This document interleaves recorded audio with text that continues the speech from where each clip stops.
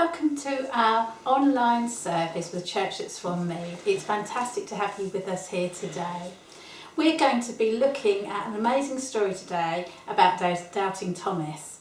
And before I start that and introduce what we're going to do, I just want to tell you a little story about what's happened this week with me and my grandson Elijah, who's 6. He wanted me to share this.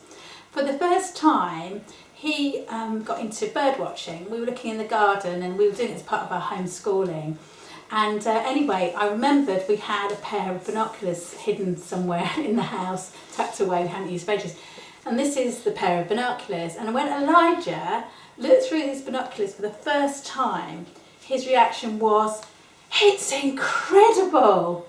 And you know what? It's just so amazing that is what his reaction was. It was just like the whole world had come burst into colour, into amazing focus. And today we're going to hear the story about doubting Thomas. They were literally behind locked doors, this community of believers. They were in lockdown, they were scared, and Jesus met with them.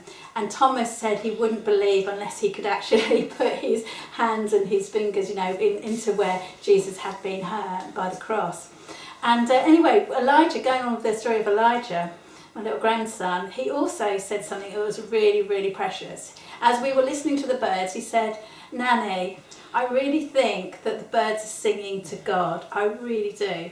And today I just want our whole world to come into a different focus, to come into be alive, to feel incredible as we hear the story of what Jesus did in those first disciples' life in lockdown, that it can come alive for you too, that your perspective, your focus, everything can come alive and be vibrant. If you don't know Jesus, then this is an opportunity to discover more about him. And if you've known Jesus perhaps for a long time and perhaps things have just become normal and you haven't got that viewpoint of a small child, then God's saying today, have that, relook at that, have excitement, have that it's incredible back in your life.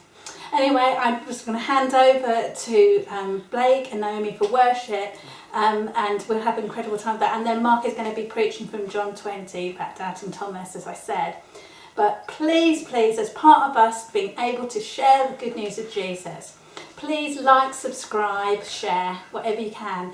We're getting more and more subscribers. Please, let's hit over 100, and that can be our first step to reaching more people.